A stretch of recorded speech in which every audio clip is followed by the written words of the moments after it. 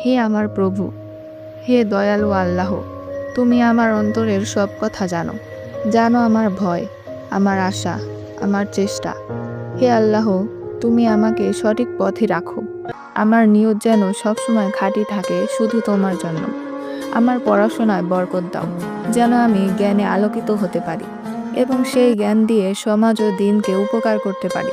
হে রব, আমার অভাবগুলো তুমি জানো, আমার কষ্টগুলো তুমি দেখো। তুমি ছাড়া আমার কোনো আশ্রয় নেই।